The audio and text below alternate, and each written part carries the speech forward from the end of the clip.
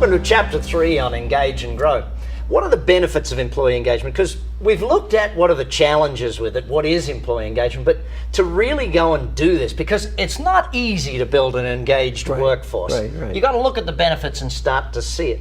Marsha, I want to start with you because attracting and retaining great people, how does employee engagement affect that? Well, to me, it's totally related to that. And I want to go back to your rich, great definition. You talked about employee engagement is really that marginal motivation. It's especially doing what you don't have to do, going above and beyond the call of duty. To me, people make an argument of, is employee engagement worthwhile? That's an insane argument. I mean, let me give you one word to describe that argument. That would be a stupid argument. That's like saying, do people that try do better than people that don't try? From my experience, you know what?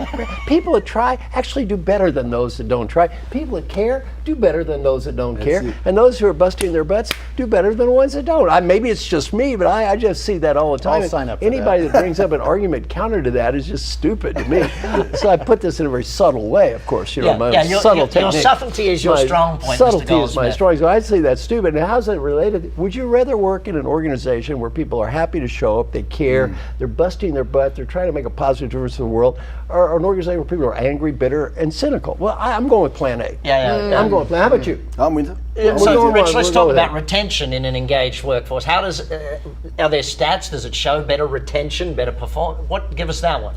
Well, stats today are saying that a disengaged employee wasted return on investment per salary is $3,400 for every $10,000 you're spending on that person in their salary. Hang on, so I'm actually losing money by paying them to come to work? That's it, and that's right. And at the moment, only 34%.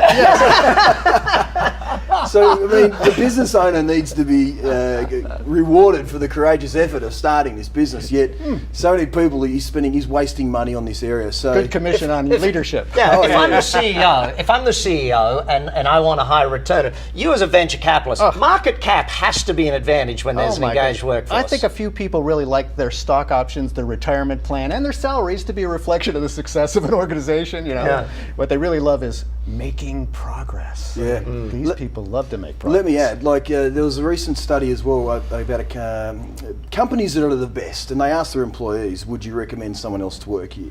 And quite simply what it comes out is the companies that have a people first, profit second focus, So people first, profit second has to be the general focus of the company. That's right. And those companies are 8 times more successful in a 10-year period as according to companies that don't do that.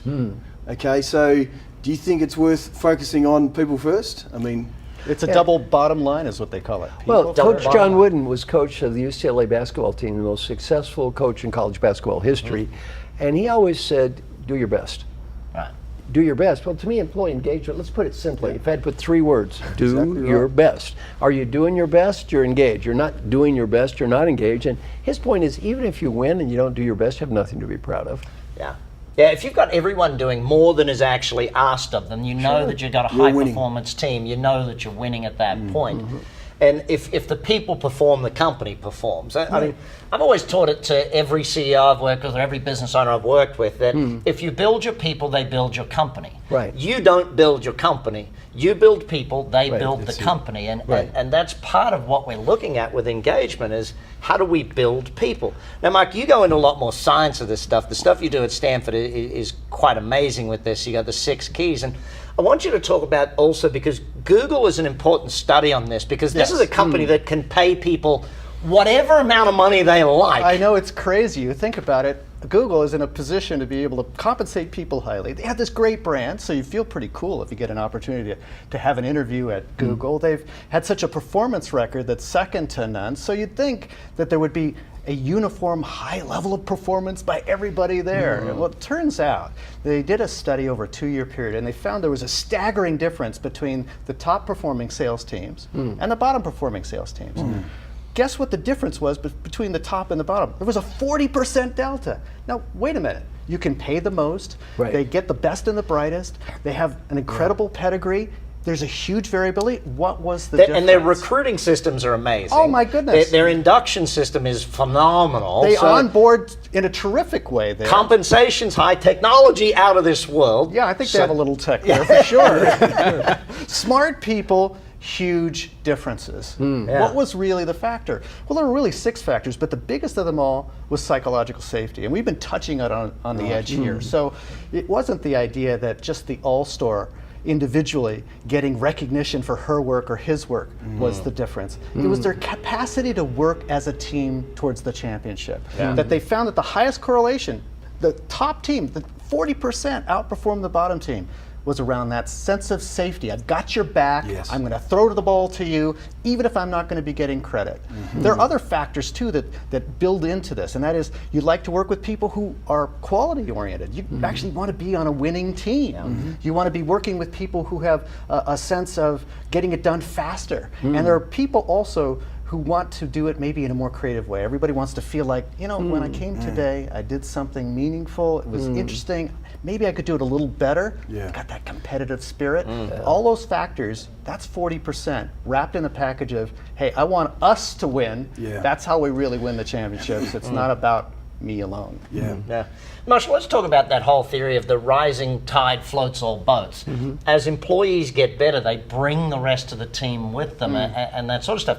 You've been a genius at coaching executives and CEOs to bring the team along with them. What are some of the keys to that? Well, again, my friend Alan Mulally, who's a kind of a poster boy of a fantastic leader, stock went from $1 to $18.40 when he was at Ford, CEO of the Year in the United States. He said, for the high individual achiever, it may be about me. For the leader, it's about them. And it's really making that transition from me to them. Frances Hesselbein, a great friend of all of ours, a wonderful woman, head of the Girl Scouts. It's about them. And let me add one point that we haven't discussed yet. A second benefit that doesn't show up in the financial bottom line, yet might even be more important. People are highly engaged at work or highly engaged at home. People who are disengaged at work or disengaged at home. Right. This is not a theory, by the way. It's a well-documented statistical fact. And when you really create people who are motivated and enthusiastic, it doesn't just improve their life at work. It improves their lives as human beings. You mean if my job sucks, That's it. my life at home might be impacted by that somehow? Oh my Definite, God. yes. You know, and I'm going to make a little endorsement for what you do. I mean, Doug Winnie, one of your coaches, has worked with my family, and I have to say, myself, my son, the business, just such a difference of motivation. It doesn't just apply at work, though. You see this when my son comes home, he's much more enthusiastic, he's positive, he's changed his whole attitude. And so I think, you know, really, it's great to look at the, we're talking about the bottom line, very important. This is not just all charity here. On the other hand, there is a very deep secondary benefit. Yes. And that's, by the way, this is not a theory. My daughter and I have done a lot of research on this. The correlation is amazing between engagement at work and engagement at home. If you're angry, you're bitter, you're disaffected at work, when you go home, that doesn't just disappear. You can't let go of that in the car ride home. It doesn't quite work that way. So Rich, ultimately when we look at the benefits of employee engagement, you know, it is about the humans, but it translates to the bottom line. What is it that gets a business owner or a CEO to actually commit then to build an engaged workforce? Because I think it's, you know, if I'm watching this video, I'm a CEO or I'm a business owner and I'm saying, you know, this all sounds great, guys. On the surface, it looks like something I really feel we need to do. But how do you get it? What tips them over? What gets that balance?